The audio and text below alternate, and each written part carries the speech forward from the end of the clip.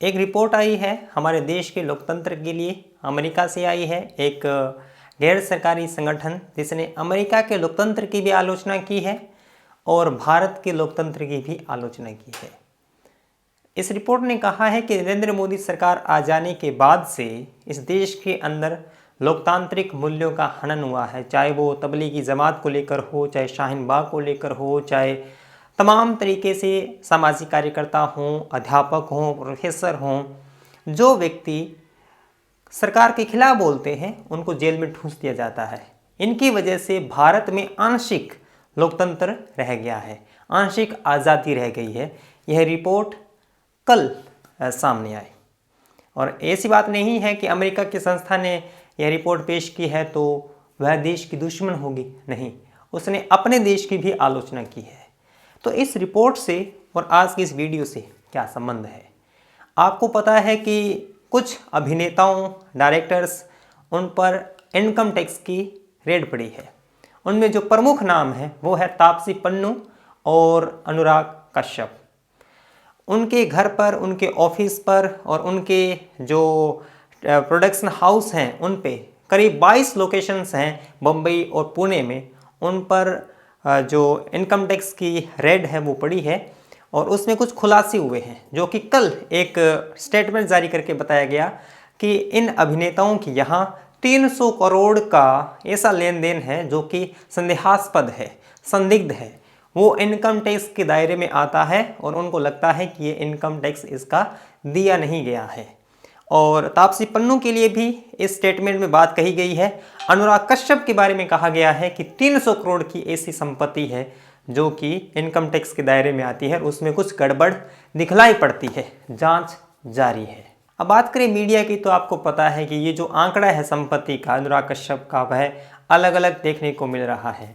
अगर आप ABP news देखेंगे तो वहाँ से आपको आंकड़ा मिलेगा 800 करोड़ रुपए। अगर आप हिंदुस्तान टाइम्स देखेंगे वहाँ पर 650 करोड़ रुपए की राशि बतलाई जा रही है जो कि अनुराग कश्यप की संपत्ति बताई जा रही है। खैर, ये मीडिया में होता रहा है।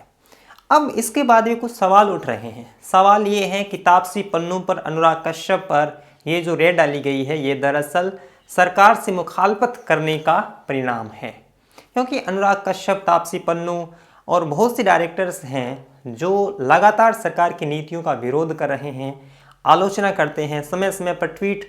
ऐसी बात नहीं है कि अजय देवगन, लता मंगेशकर, सचिन तेंदुलकर जिस तरह से सरकार का दिया हुआ ट्वीट कर देते हैं, ये करते नहीं हैं। स्वरा भास्कर मान लें, चाहे आप अभिनव सिन्हा मान लें, बहुत से डायरेक्टर्स, एक्टर्स हैं जो कि सरकार के आगे चरण वंदना करते नहीं हैं। तो सोशल मीडिया पर इस रेड की आलोचना इस बात से की जा रही है कि दरअसल ये सरकार के विरोधी हैं, इसलिए इन पर रेड डाली जा रही है, इनकम टैक्स के छापे पड़ रहे हैं। और कुछ लोग ये कह रहे हैं, चाहे वो इनकम टैक्स डिपार्टमेंट की बात कही जाए तो वो ये कह रहे हैं कि ये सामान्य प्रक्रिया है, जहाँ पर हमें गड़बड़ दिखलाई देती है वहाँ पर हम ये करते हैं। अब हम पर डिपेंड करता है कि इस मुद्दे को हम किस तरह से समझें। मैं किस तरह से समझता हूँ यह मैं आपको बताना चाहता हूँ। सिंपल सी बात है, देखिए, सरकार तकनीकी भाषा में कुछ भी कहे, इनकम टैक्स डिपार्टमेंट अपनी तकनीकी भाषा में कुछ भी कहे, हमें मालूम है कि ये बदले की कार्रवाई है। ये जो कार्रवाई हो रही है ये राजनीतिक प्रेरक है। इसलिए है क्योंकि रेड वहीं क्यों पड़ती है जो कि सरकार के खिलाफ होते हैं। सरकार कभी उन पर रेड क्यों नहीं डलवाती जो उनके समर्थक हैं, चाहे कंगना हों, चाहे अन्य अभिनेता हों, चाहे जितने भी हैं, आप मान लीजिए अभिनेत्री हैं बहुत से, उनके यहाँ क्यों नहीं पड़ती, केवल उन्हीं के यहाँ क्यों पड़ती है जो सरकार के खिलाफ हैं।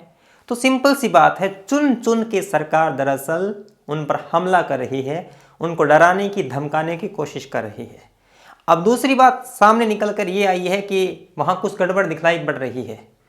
सिंपल सा कहना है, कानून के दायरे में उनकी जो जांच की जा सकती है की जाए, गड़बड़ है उसकी जो समुचित सजा है वो दी जाए, इसमें कोई दिक्कत नहीं है। कहीं भी अपराध हो रहा है उसको रोकना सरकार और एजेंसियों का काम है, लेकिन हमारा सिर्फ आलोचनात्मक पक्ष ये है कि आप दरअसल उन्हीं लोगों के पीछे क्यों पड़े हैं जो आपकी नीतियों का विरोध करते हैं। और जो जितने भी लोग हैं वो धड़ल्ले से अपने आप में, जैसे आप रामदेव की बात करें, उसकी जो दवाई है वो ट्रायल से गुजरती नहीं है। अब जो नरेंद्र मोदी जी ने टीका लगवाया है वो कोरोना का नहीं है, रामदेव की जो दवाई है उसका नहीं लगवाया गया है, वो कोवैक्सीन का लगवाया गया है। तो रामदेव के यहाँ 2 मंत्री आके उसकी दवाई को प्रमोट करते हैं और उसका अनावरण करते हैं और उसको दवाई को लगाते नहीं है। रामदेव के यहाँ कितना कुछ चल रहा है, उस पर कभी इनकम टैक्स की रेड पड़ी? कभी नहीं पड़ती। लेकिन सरकार उन्हीं लोगों के पीछे क्यों पड़ी रहती है जो उनका विरोध करते हैं। तो एक तरह से जो रिपोर्ट में खुलासा हुआ है उसके तहत देश के अंदर आंशिक आज़ादी रह गई है, वह दरअसल चुन चुन के सरकार अपने विरोधियों को ठिकाने लगाने की कोशिश कर रही है। चाहे अनुराग कश्यप हों, चाहे तापसी पन्नू हों, और जितने भी लोग हैं उनका नंबर आएगा, हमारा भी नंबर आएगा। हालांकि हम जो काम कर रहे हैं उसका इफेक्ट सरकार को उतना नहीं प्रतीत हो रहा है, लेकिन अंतोतगत्वा हमारा भी नंबर आएगा। उससे पहले जितने भी लोग बोल रहे हैं सरकार के खिलाफ हैं या सरकार की नीतियों का विरोध करते हैं, समय समय पर उनको नसीहत देने की कोशिश करते हैं, सरकार उनसे निपटेगी। और अब नंबर तापसी पन्नू, अनुराग कश्यप, उनके समेत 38 लोग और हैं, उनके यहाँ जांच चल रही है।